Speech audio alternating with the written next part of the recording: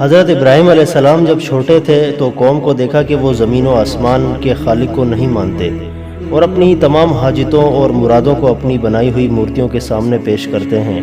اور بعض لوگ قوم میں ایسے بھی ہیں کہ کوئی ستاروں کو، کوئی چاند کو پوجتا ہے۔ یہ کیفیت دیکھ کر ان کو شرمندہ کرنے کی غرض سے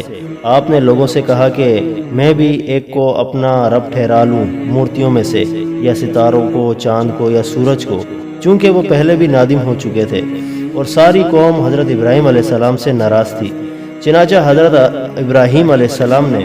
ان کو لاجواب کرنے کے واسطے سب سے پہلے ایک ستارے کو اپنا رب ٹھہرایا، لیکن وہ کچھ دیر بعد غروب ہو گیا،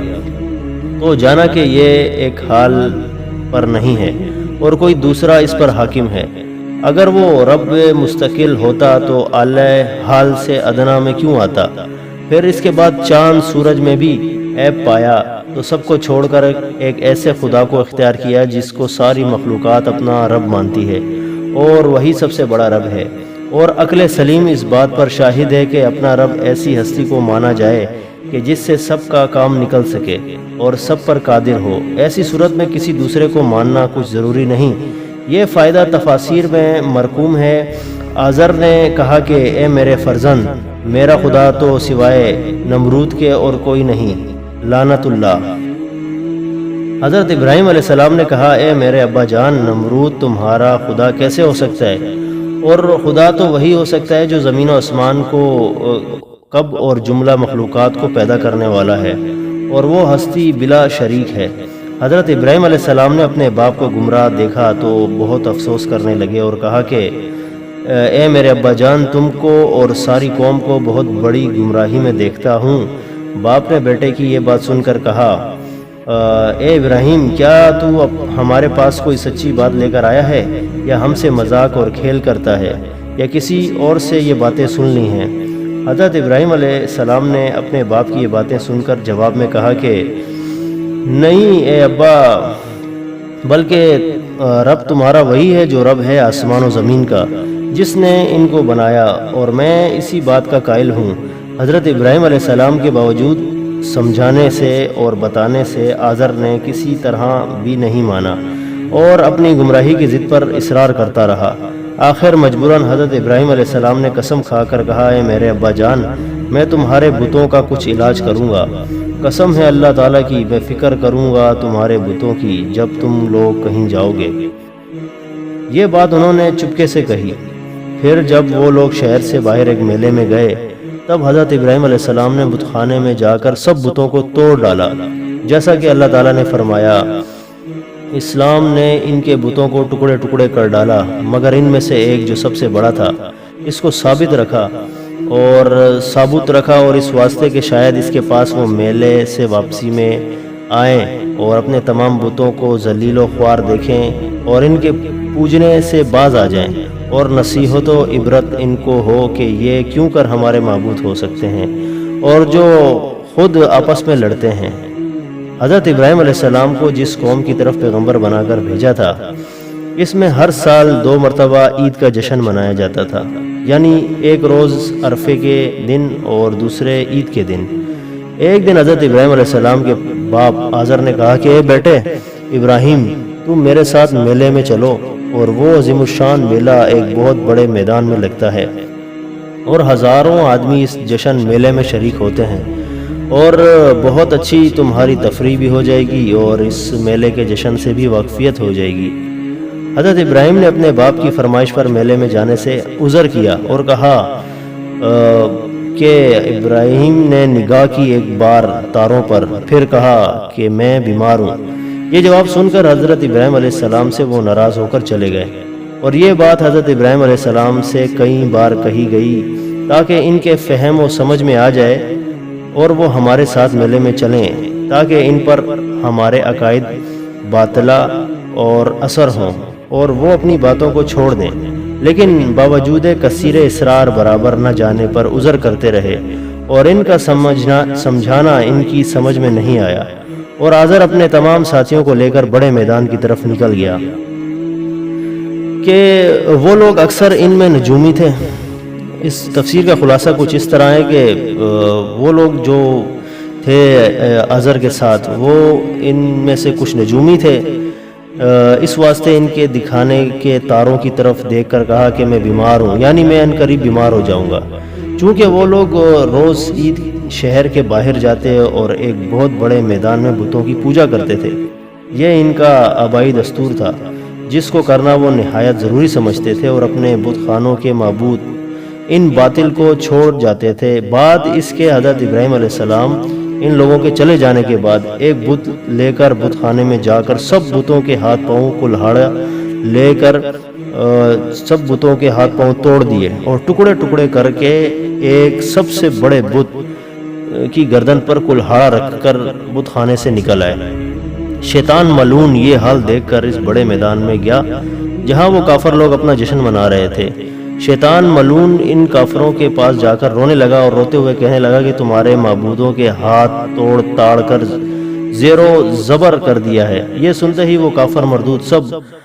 مغموم و متحیر ہو کر اپنی اپنی سواریوں کی طرف دوڑے، اور انہوں نے چاہا کہ جلد سوار ہو جائیں، لیکن ان کی سواریوں کے جانور بھاگ گئے اور وہ ہاتھ نہ آئے۔ تب پشیمان ہو کر پایا پیادہ شہر میں آئے اور سیدھے اپنے بت خانے کی طرف گئے، اور وہاں جا کر جب انہوں نے بتوں کا یہ حال دیکھا تو بہت زیادہ افسوس و فکر میں مبتلا ہو گئے اور کہنے لگے، وہ سب کے سب بولے، یہ کام کس نے کیا ہے؟ ہمارے معبودوں کے ساتھ یہ کام جس نے بھی یہ کیا ہے نہایت مذموم ہے اور سخت مجرم و ظالم ہے، ہم البتہ اس کا بدلہ اس سے ضرور لیں گے۔ پھر وہ آپس میں بہت کچھ مشورے کرنے لگے،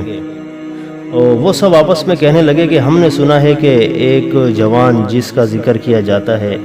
اور نام اس کا ابراہیم ہو سکتا ہے، شاید وہی ہو، کیونکہ وہ نوجوان ہمارے پتھر کے جو معبود ہیں ان کا سخت دشمن ہے، اس لیے زیادہ گمان اس نوجوان پر ہے، ممکن ہے یہ گمان ہمارا صحیح ہو۔ اس طویل گفتگو کے بعد حضرت ابراہیم علیہ السلام کو بلوایا اور سب ان کی طرف متوجہ ہوئے۔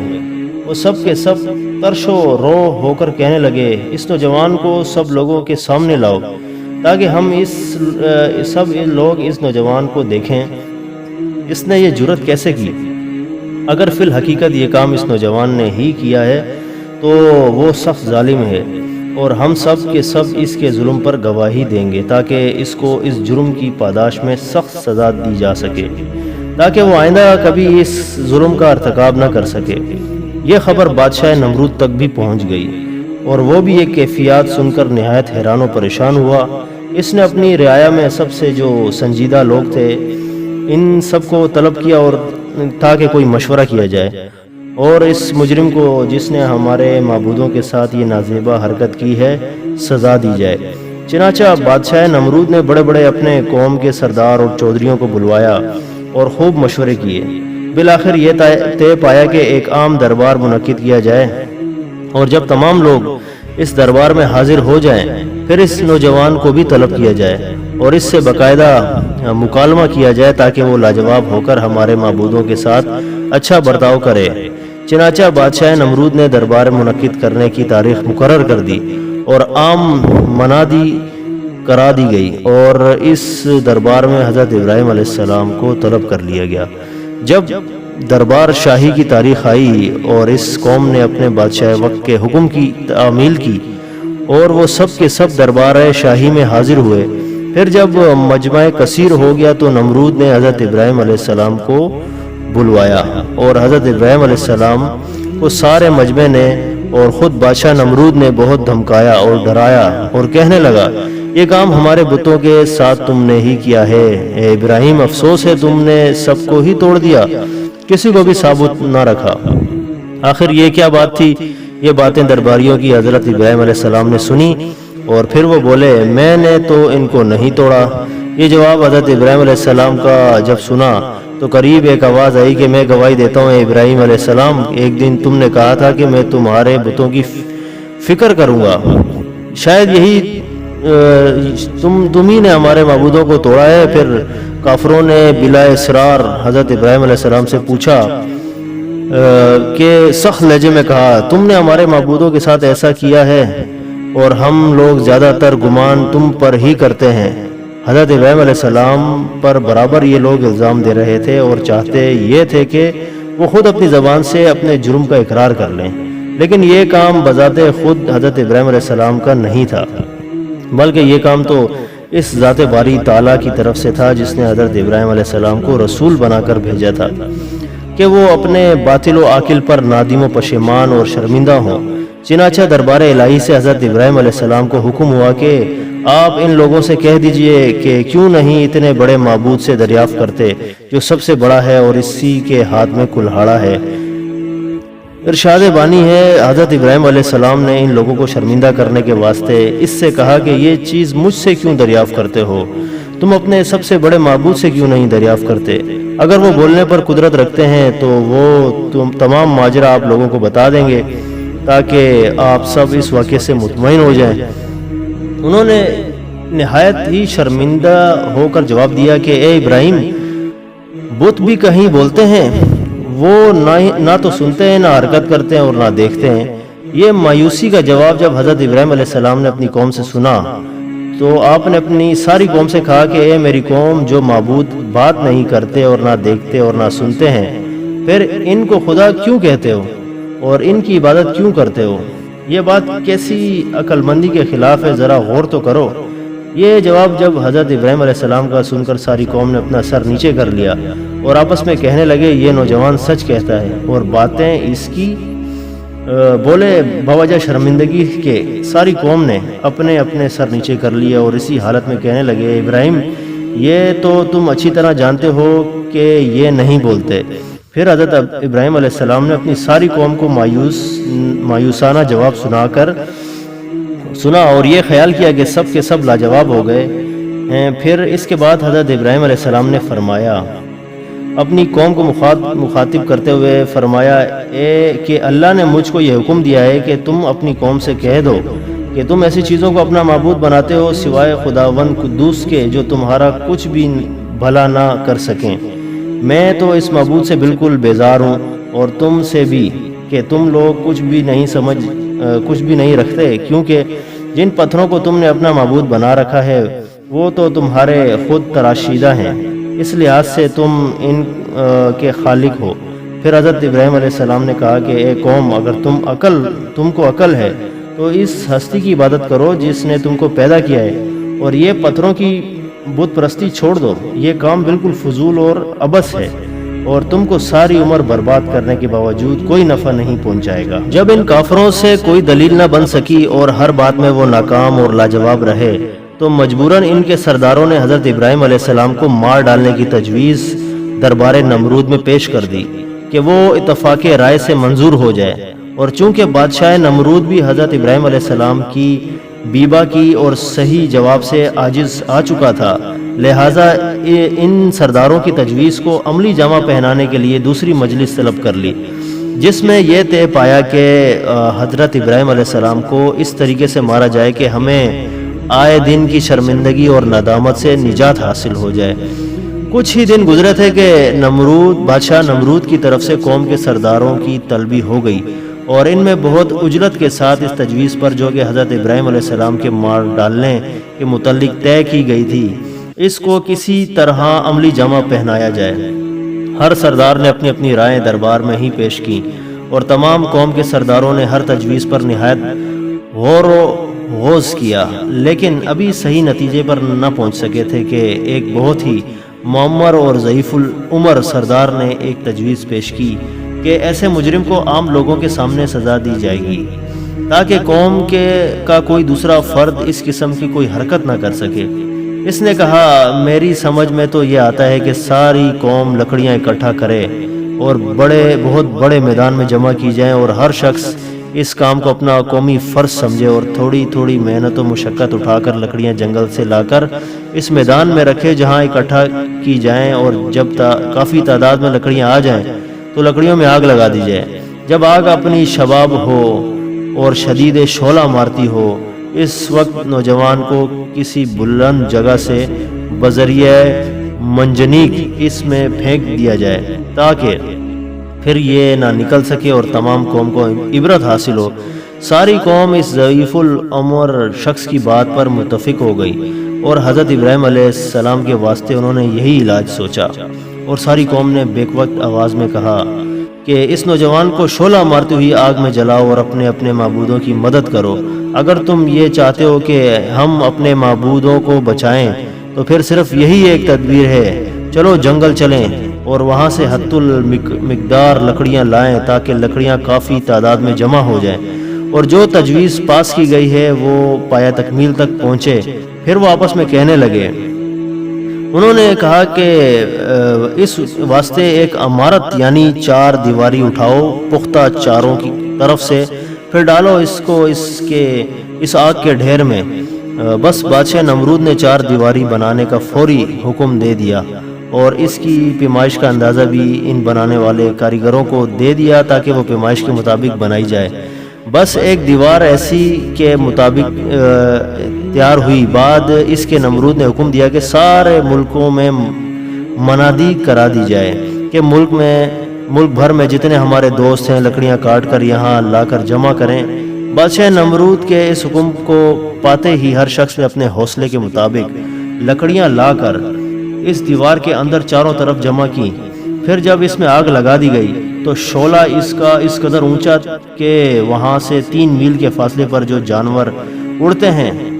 ان کی تپش سے جل بھن کر خاک ہو جاتے۔ اس میں سب کافر مرتد ہوئے کہ ابراہیم علیہ السلام کو کیوں کر اس آگ میں ڈالتے ہیں۔ اتنے میں ابلیس نے آ کر کافروں کو حکمت بتائی اور بولا کہ ایک اونچی جگہ تم سب مل کر بناؤ۔ انہوں نے منجنیق کے کاریگروں کو بلایا اور ان کاریگروں سے منجنیق تیار کی، اور اس منجنیق کو اردو زبان میں گوپھن بھی کہتے ہیں، اور اس سے پہلے کبھی کسی نے یہ منجنیق نہیں بنائی تھی،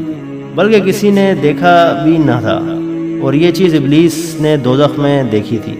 اور یہ خاص طریقہ دوزخی کے واسطے اللہ تعالیٰ نے رکھا ہے، کیونکہ جب دوزخی دوزخ میں ڈالا جائے گا تو اس منجنیق میں رکھ کر ڈالا جائے گا۔ جب حضرت ابراہیم علیہ السلام کو اس منجنیق میں رکھ کر اس سے شعلہ مارتی ہوئی آگ میں ڈالا گیا، اور اس معلوم نے منجنیق کو درست کر کے جب ٹھیک ٹھاک کیا تو اسی وقت درگاہ الہی سے آواز آئی، ہے جبریل علیہ السلام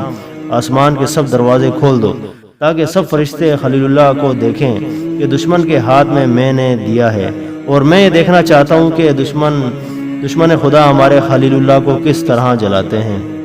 حضرت جبریل علیہ السلام نے اللہ تعالیٰ کے حکم سے آسمان کے سب دروازے کھول دیے۔ تب تمام ملائکہ یہ حال دیکھ کر سجدے میں آ گئے اور کہنے لگے، یا الہی، اس میدان میں ایک ہی موحد ہے جو تیری عبادت کرتا ہے اور ہر وقت تیرے نام زبان پر جاری رہتا ہے، تیرا نام اس کی زبان پہ ہر وقت جاری رہتا ہے۔ اس کو دشمن کے ہاتھ میں تو نے ڈالا ہے اور وہ اس کو آگ میں جلاتے ہیں۔ اسی وقت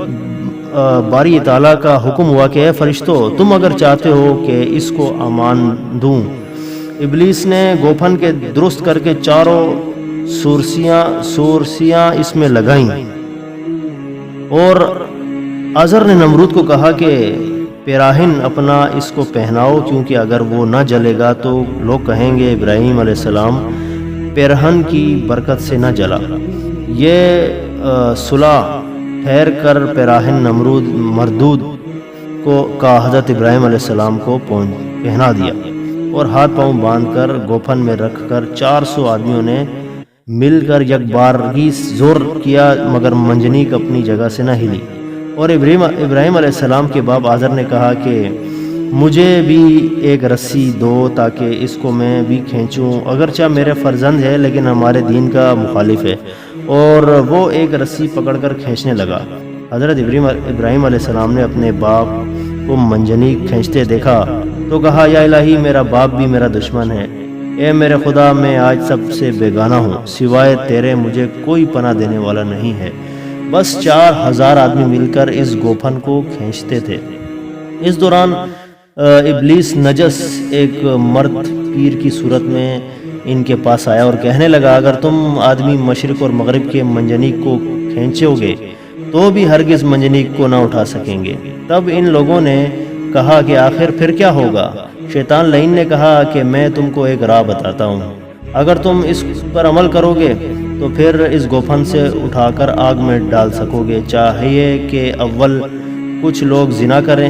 اس کے بعد پھر منجنیق کو اٹھائیں تو آسان ہوگا۔ بس اس قوم سے 40 مرد عورت نے آپس میں مل کر زنا کیا۔ اسی وقت فرشتے اس حرکت کبیح سے نفرت کر کے چلے گئے، اور شیطان بھی زنا کر کے منجنیق کو پکڑ کر کھینچنے لگا۔ تب کافروں نے حضرت ابراہیم علیہ السلام کو اٹھا کر معلق آتش میں ڈال دیا۔ اسی وقت فرشتے آسمان کے یہ حال دیکھ کر سجدے میں گر پڑے اور بولے، یا رب، تیرے خلیل اللہ کو کافروں نے آگ میں ڈالا ہے۔ جب حضرت جبرائیل علیہ السلام 70,000 فرشتوں کو ساتھ لے کر ان کے پاس پہنچے اور کہا، اے ابراہیم، اگر تو چاہتا ہے کہ میں ایک پر آگ پر ماروں اور دریائے محیط میں ڈال دوں۔ حضرت ابراہیم علیہ السلام نے حضرت جبرائیل علیہ السلام سے کہا، اے جبرائیل، یہ بات خدا تعالیٰ نے فرمائی ہے یا نہیں جو آپ مجھ سے کہہ رہے ہیں؟ اور اے جبرائیل، جو خالق برحق نے فرمایا ہے تم وہ کرو، چونکہ میں اسی میں خوش ہوں جس میں میرا رب خوش ہے۔ یہ بات سن کر حضرت جبرائیل علیہ السلام نے کہا کہ اے حضرت ابراہیم خلیل اللہ، تمہارا کیا مطلب ہے؟ فرمایا، کچھ مطلب ضرور ہے، لیکن تم سے نہیں کوئی حاجت میری ہے، تو اس رب سے، رب العالمین سے، جس کا سارا عالم محتاج ہے۔ حضرت ابراہیم علیہ السلام جب آگ میں جا گرے، وہ جامع ناپاک مردود نمرود کا جو حضرت ابراہیم علیہ السلام کو پہنایا تھا، اس گھڑی جل گیا، اور اس آگ میں جو زبردست شعلہ زن تھی، حضرت ابراہیم علیہ السلام کو کچھ بھی گزن نہ پہنچایا، کیونکہ آپ کے ساتھ رب العزت کا فضل و کرم تھا، جس کی وجہ سے آپ آگ جیسی چیز سے بھی محفوظ رہے۔ اور اسی وقت شعلہ مارتی ہوئی آگ مشل گزار کے ہو گئی، اور اس باغ میں بلبل بھی ہزاروں کی تعداد میں اڑتی ہوئی حضرت ابراہیم علیہ السلام کو نظر آئیں، اور ان بلبلوں نے بھی اسی باغ آتشی میں نشیمین بنائی۔ اور اسی وقت غیب سے آواز آئی، ہم نے کہا اے آگ ٹھنڈی ہو جا، سلامتی ہو جا ابراہیم علیہ السلام پر، اور جن لوگوں نے ان کا برا چاہا تو ہم نے انہی لوگوں کو نقصان میں ڈالا۔ پھر اس میں ایک چشمہ پانی کا بھی جاری ہوا، اور حضرت ابراہیم علیہ السلام کے واسطے ایک تخت بہشت سے یعنی جنت سے لا دیا، اور ایک لباس اعلیٰ قسم کا جنت سے لا کر پہنا دیا۔ اسی تخت پر حضرت ابراہیم علیہ السلام کو بٹھایا، اور جس رسی سے ہاتھ پاؤں باندھ کر کافروں نے حضرت ابراہیم علیہ السلام کو آگ میں ڈالا تھا، وہ رسی اسی آگ سے جل گئی، اور اسی آگ سے حضرت ابراہیم علیہ السلام کو ایک سرموں برابر بھی اللہ تعالیٰ کے فضل و کرم سے آگ کا صدمہ نہ پہنچا۔ یہ دیکھ کر حضرت جبرائیل علیہ السلام بڑے متحیر ہوئے، اور حضرت ابراہیم علیہ السلام کی طرف نظر اٹھا کر دیکھا تو حضرت ابراہیم علیہ السلام کہنے لگے، اے بھائی کیا دیکھتے ہو؟ وہ بولے کہ مجھے بڑا تعجب ہے کہ ایسے وقت جو سخت مشکل وقت تھا، لوگ اس وقت سخت پریشانی کی وجہ سے نامعلوم کیا کچھ کرتے ہیں،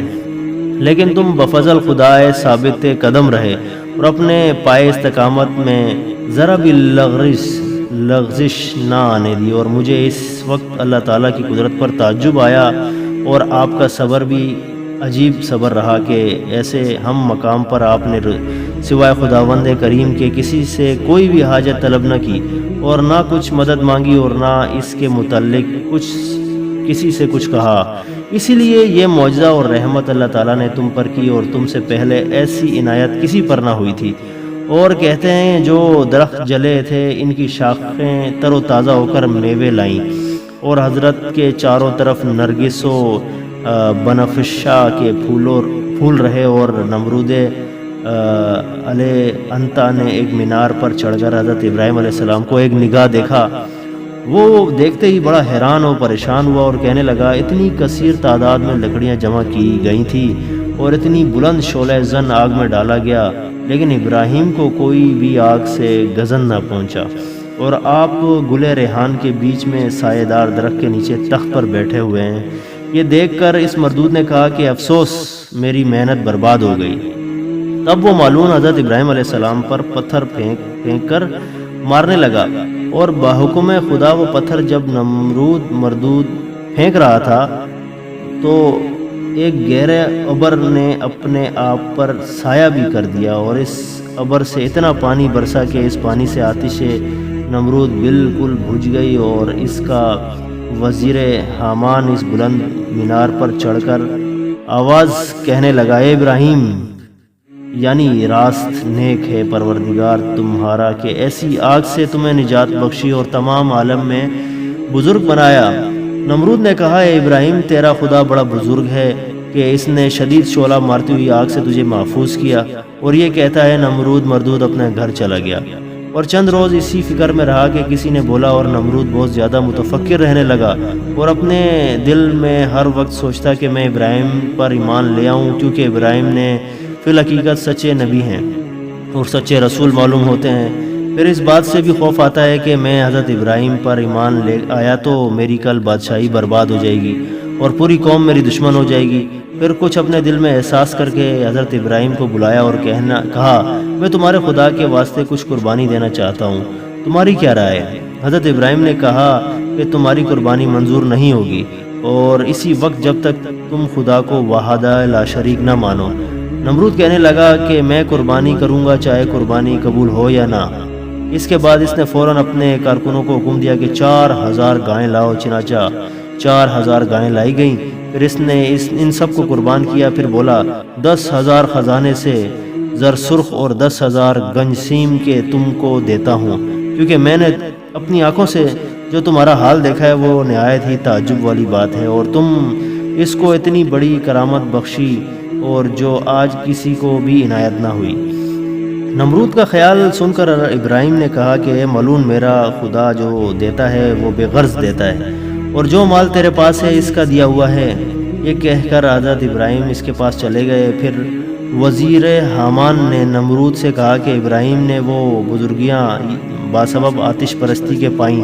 اور اسی طرح کی چند باتیں اس نے کہیں کہ آگ کا ایک فرشتہ ہے جسے وہ چاہتا ہے عذاب کرتا ہے اور جس کو چاہتا ہے نہیں کرتا۔ حامان کے کہنے کے مطابق اگر خیال کیا جائے تو ابراہیم علیہ السلام نعوذ باللہ من ذالک آتش پرست ہوئے۔ وزیر حامان معلوم یہ باتیں نمرود سے کہہ ہی رہا تھا کہ ذرا سی آگ کہیں سے اڑ کر اس کی آنکھ میں جا گری۔ اس مردود کی آنکھ جل گئی اور وہ اپنی آنکھ کی تکلیف کی وجہ سے سخت پریشان ہو گیا، اور وہ آنکھ اس کی بالکل روشنی سے محروم ہو گئی۔ نمرود کی بیٹی بالائے خانے پر سے حضرت ابراہیم علیہ السلام کو دیکھ رہی تھی کہ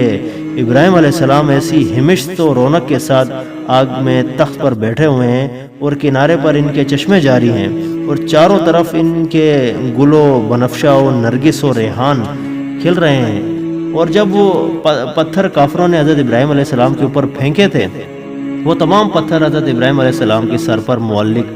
مانندار ابر کے ایستادہ ہیں، اور حضرت ابراہیم علیہ السلام اپنے رب کا بلند آواز سے نام پڑھ رہے ہیں۔ نمرود معلون نے اپنی بیٹی سے پوچھا کہ تو نے وزیر حامان کو بھی دیکھا ہے؟ یہ بات سن کر اس نے حامان کی طرف نظر کی تو دیکھا کہ وہ خاک میں پڑا ہوا اپنی آنکھ کی سوزش سے لوٹ رہا ہے۔ پھر نمرود نے اپنی بیٹی سے پوچھا کہ ابراہیم علیہ السلام کو دیکھا؟ تو وہ بولی ہاں میں نے ابراہیم علیہ السلام کو دیکھا، اور میں حیرت میں رہ گئی یہ کیفیت دیکھ کر۔ اس نے اپنے باپ نمرود سے کہا کہ اے میرے ابا جان، حضرت ابراہیم علیہ السلام اس مرتبہ اور حامان اس عذاب میں مبتلا ہے۔ اے میرے ابا جان، آپ کیوں چپ کے بیٹھے ہیں؟ کیوں نہیں کہتے کہ ابراہیم علیہ السلام کا خدا برحق ہے؟ تب نمرود نے اپنی بیٹی کو جھڑک کر کہا چپ رہ، اور یہ کہہ کر وہ معلون اپنے وزیر حامان کے پاس چلا گیا۔ اور اس کے بعد نمرود کی بیٹی حضرت ابراہیم علیہ السلام کے پاس آئی اور حضرت ابراہیم علیہ السلام سے بولی اے ابراہیم، تو مجھ پر رحم کر، میں تیرے خدا پر ایمان لاتی ہوں۔ تب حضرت ابراہیم علیہ السلام نے ان کو ایمان کی راہ بتائی اور یہ کلمہ پڑھایا لا الہ الا اللہ ابراہیم الرسول اللہ۔ جو اس نے یہ کلمہ پڑھا تو وہ لڑکی مومنہ ہو گئی اور کہنے لگی کہ میں اپنے باپ کو بھی اس کلمے کی دعوت دوں گی۔ یہ سن کر حضرت ابراہیم علیہ السلام نے فرمایا بہتر ہے وہ اپنے باپ سے جا کر بولی کیوں حضرت ابراہیم علیہ السلام کے خدا پر ایمان نہیں لاتے ہو، اور میں ان کے دین سے مشرف ہو چکی ہوں، اور حضرت ابراہیم علیہ السلام کا خدا برحق ہے اور تمہارا خدا باطل ہے۔ تب اس کے باپ نے اس کو مارنا چاہا، اچانک ایک ابر آیا اور اس کو وہاں سے اٹھا کر کوہ کاف کے پاس لے گیا، اور دوسرا قول یہ ہے کہ ہوا اٹھا کر لے گئی اور لڑکی اس دن سے خدا کی عبادت میں مشغول ہو گئی۔ خلق اللہ جب اس ماجرے سے آگاہ ہوئی، ہدایت الاضلاع جس کے ساتھ تھی، وہ اپنے پاؤں اس آگ میں رکھ دیتا، وہی حضرت ابراہیم علیہ السلام کے خدا پر ایمان لے آتا اور مسلمان ہو جاتا۔